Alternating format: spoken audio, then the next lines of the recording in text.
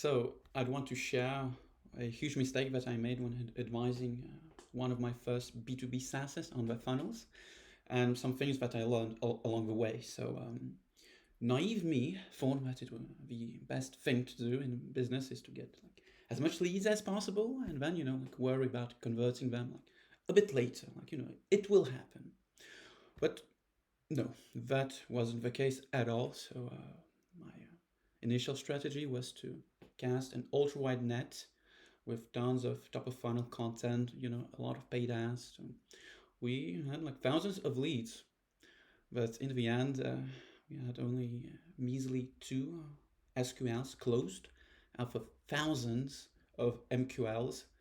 So that is a ultra low abysmal close rate with not a lot of revenue. So it was less than 50,000 USD with quite abysmal cost per acquisition ratios and a dreadful sales team that didn't really want to call up or follow up with those low quality, even Craigslist type of leads. So after that blunder, well, that happens.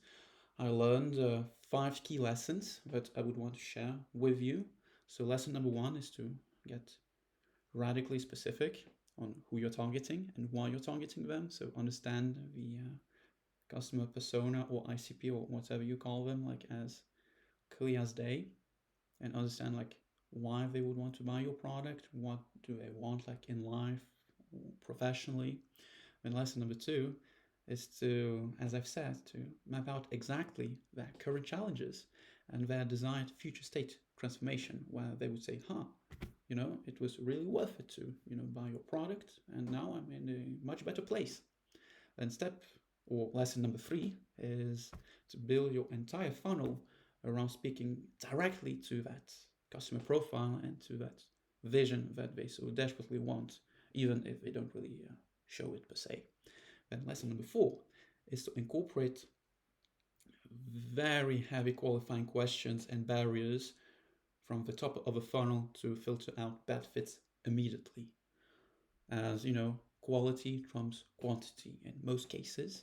And lesson number five is to focus your budget and the energy of the marketing team to be omnipresent, as not all leads convert equally fast. Some will be like in a terrible place of pain and they will hop on a call or buy a product like straight away, while some, there were some cases where they had to be like retargeted like for over a year, and then when they thought that enough is enough, I would want to solve this problem that I'm having, and they committed to buying the product.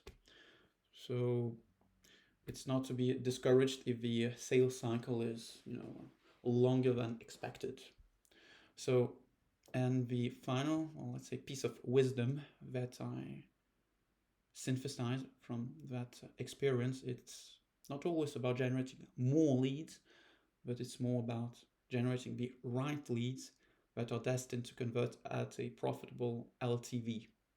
So always get higher paying clients in the end than a lot of those that will just like get on a trial or like be with you for a month or two and then dip.